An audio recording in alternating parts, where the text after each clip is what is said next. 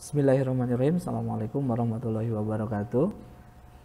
Untuk sesi kali ini masuk kepada unit yang kedua ya, B2 UK kedua Proglat, yaitu menyusun program pelatihan. Kalau Anda buka misalnya di sini sudah tersedia informasi berkaitan dengan menyusun program pelatihan. Nah, kita akan coba lihat bahwa materi presentasi ini ya, di sini ada beberapa materi yang bisa Anda pelajari gitu ya. Nah, dan pada kesempatan ini saya coba jelaskan ya untuk beberapa materi yang ada di dalam slide ini. Nah, yang pertama berkaitan dengan menyusun program pelatihan. Pada unit kompetensi ini ya, menyusun program pelatihan, kita memiliki tujuan, diantaranya yang pertama adalah menjelaskan hubungan KKNI dan SHKNI terhadap program pelatihan. Yang kedua adalah menyusun program pelatihan berdasarkan Kepdirjen Bina Latas nomor 185 tahun 2013. Nah, di tahun 2020 ini memang telah ada sosialisasi dan juga beredar draft untuk penyusunan program pelatihan yang baru. Nah, namun dalam hal ini Anda tetap akan diminta untuk menyusun program pelatihan mengacu kepada regulasi yang belum dicabut dan masih berlaku sampai saat ini di Kepdirjen Bina Latas nomor 185 tahun 2013 ya. Nah, kemudian perlu saya sampaikan bahwa KKNI ini adalah kerangka kualifikasi nasional Indonesia ya. Hubungannya dengan SKKNI, Standar Kompetensi Kerja Nasional Indonesia. Artinya bahwa pengemasan dari standar kompetensi, baik itu standar kompetensi kerja nasional Indonesia, standar kompetensi kerja internasional, ataupun standar kompetensi kerja khusus, itu dapat dikemas dalam suatu kemasan kerangka kualifikasi atau bentuknya KKNI. Memang di yang lain juga bisa dikemas dengan kemasan-kemasan yang lain. Misalnya ada kemasan dalam bentuk okupasi dan ada kemasan dalam bentuk klaster.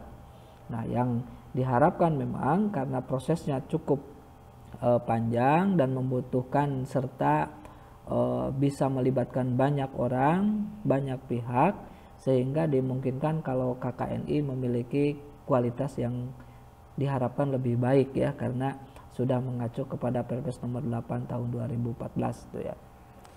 Kemudian kita bisa lihat ya, dalam menentukan program pelatihan itu bisa mengacu kepada model seperti ini.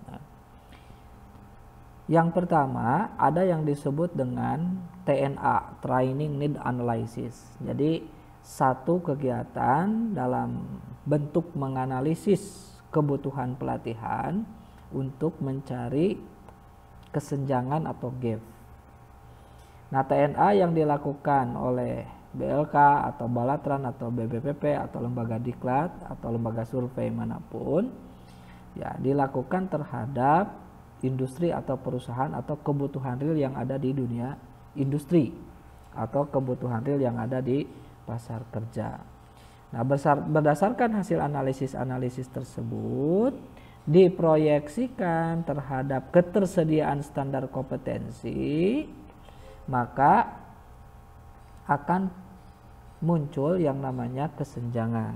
Nah, kesenjangan ini timbul dari hasil menganalisis kompetensi saat ini dengan kompetensi yang diharapkan oleh industri. Nah, kesenjangannya ya atau gap yang terjadi antara kebutuhan yang diharapkan oleh industri dengan kondisi kompetensi saat ini itu yang disebut dengan program pelatihan. Nah, jadi disitulah mengapa atau asal muasalnya program pelatihan itu diminta atau harus dibuat begitu ya. Nah, kemudian dari program pelatihan ini tentu nanti di dalamnya termasuk ada kurikulum dan silabus yang juga akan melahirkan modul pelatihan gitu ya. kita bisa lihat diagram ini yang barangkali bisa memberikan gambaran bagi Anda semua. Tadi kondisi atau kemampuan real tenaga kerja saat ini, ya. Sementara yang diharapkan oleh industri atau pasar kerja atau dunia usaha adalah tingginya seperti ini yang diharapkan. Jadi kalau memang ini ditarik, maka akan terjadi kalau ingin sama ada gap. Nah, ini yang disebut dengan gap. Gap inilah yang disebut dengan hasil kebutuhan pelatihan atau yang kemudian bergulir menjadi program pelatihan. Nah, proses dalam penilaian kebutuhan itu ya bisa digambarkan seperti ini ya. Jadi ada secara makro itu ada piringan yang sangat besar ini dalam satu sektor ya. Nah, kemudian dari sektor ini bisa dipecah-pecah lagi ya menjadi beberapa subsektor seperti ini ya. Nah, dari subsektor ini ada yang disebut dengan meso level. Jadi diambil lagi bagian mesonya ya sebelum bagian mikronya, bagian pertengahan. Nah, ini di bagian identifikasi organisasi atau prioritas.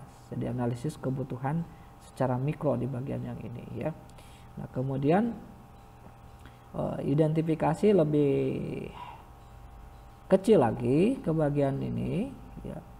Dicari kebutuhan-kebutuhan berdasarkan departemen atau bagian ya atau subbagian misalnya. Nah, kemudian baru nanti ada identifikasi jumlah dan tingkat peserta yang harus dilatih sampai ke tingkat yang paling rendah, identifikasi lokasi dan waktu pelatihan. Nah, ini gambaran besar dari proses penilaian kebutuhan dari makro sampai dengan kebutuhan individu yang paling kecil ya di sini kebutuhan individu. Selanjutnya untuk di bagian yang ini ya ini memberikan penjelasan lebih rinci lagi mengenai kerangka penyusunan program pelatihan. Ya, jadi ini adalah identifikasi kebutuhan atau skill audit dari calon peserta pelatihan yang akan dilatih ya. Kemudian dianalisis atau jabatan pekerjaan yang akan diampuh ke depan ya setelah pelatihan. Kemudian di sini di bagian lain juga ada proses menganalisis standar kompetensi, termasuk ada tidaknya kerangka kualifikasi, kemudian standar kompetensinya apakah pakai SKKNI atau SKKI internasional atau SKKK khusus ya. Nah, kemudian secara kualifikasi dia berjenjang atau tidak berjenjang ya, ini dianalisis. Kemudian ada juga analisis kompetensi yang dikehendaki atau yang diharapkan sesuai dengan kebutuhan pasar atau kebutuhan industri. Nah, jadi dari skill audit ini termuncul tadi gap, setelah muncul adanya gap baru muncul kebutuhan pelatihan. Atau setelah muncul kebutuhan pelatihan baru disusunlah program pelatihan. Nah, selanjutnya pada program pelatihan yang sudah ada ya, kemudian ini bisa dikembangkan kembali ya untuk disebarluaskan informasi ini menjadi promosi ya, terhadap kelompok masyarakat atau komunitas tertentu untuk bisa ikut melakukan seleksi. Nah, nanti ada proses pendaftaran, kemudian metode seleksinya apakah ada tes tulis, wawancara ya. Kemudian dilakukan seleksi, jika memang